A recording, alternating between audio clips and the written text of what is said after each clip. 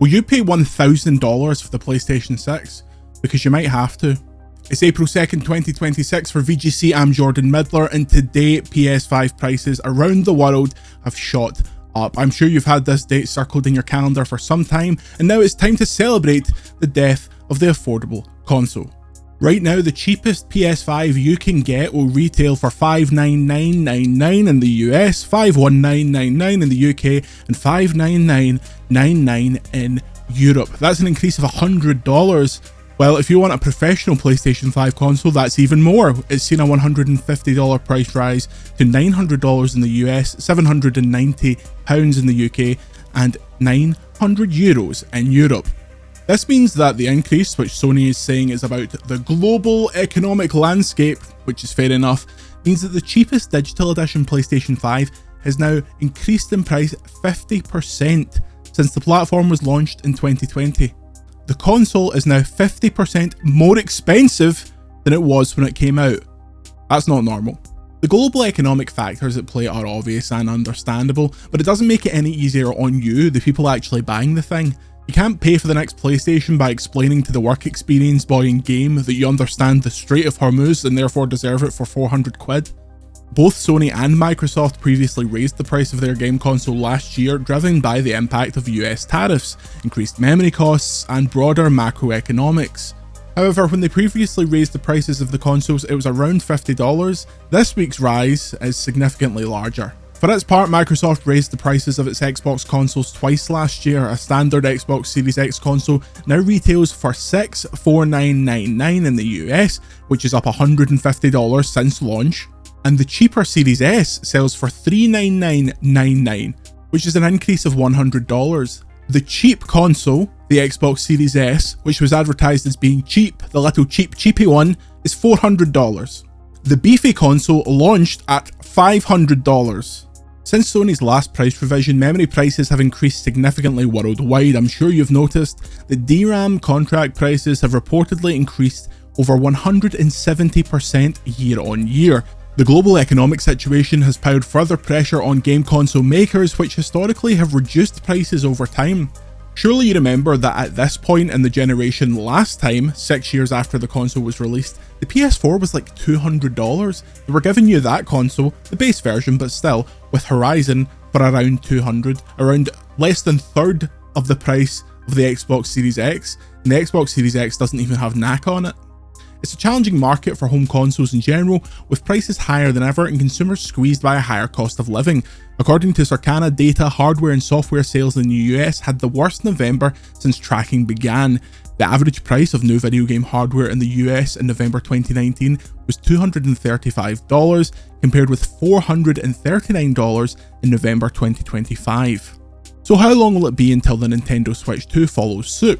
Well, last month, Nintendo boss Shintaro Furukawa said that there was no plans to make Nintendo's latest posh rectangle any more expensive, but they'd been monitoring to see how the league table plays out.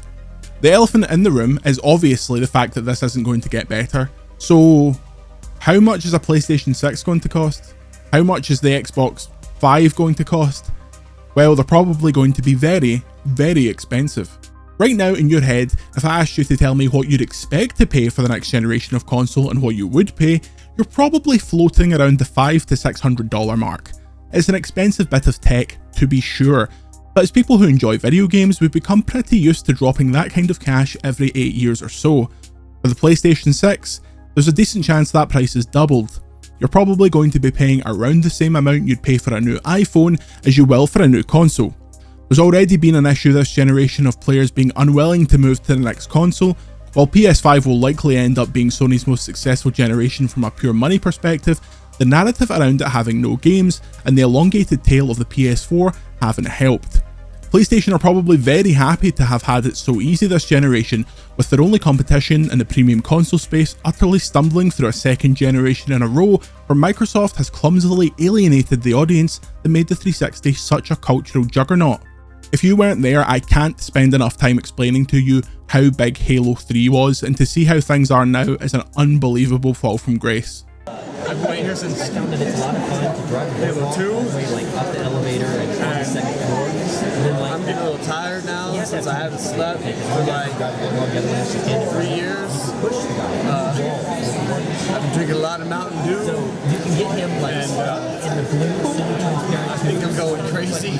Sony has had its foot off the gas and still ended up with virtually every non-Nintendo first-party title coming to its box, with giving nothing back, and by the sounds of it, taking things back from PC.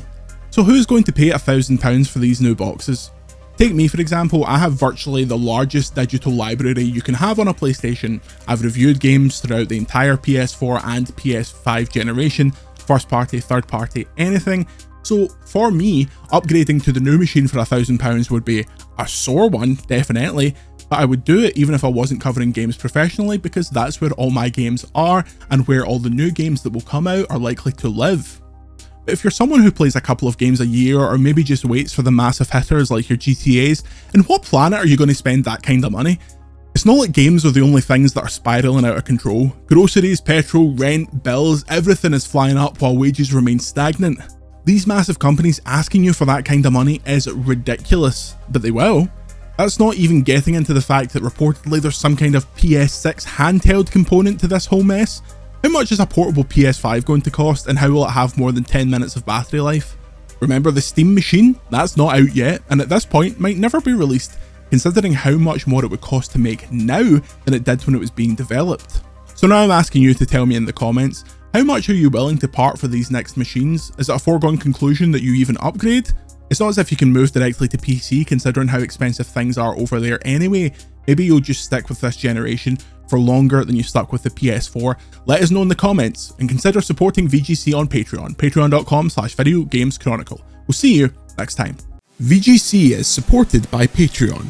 Check out patreon.com/videogameschronicle for more podcasts, ad-free browsing, and extra content. Thank you for your support.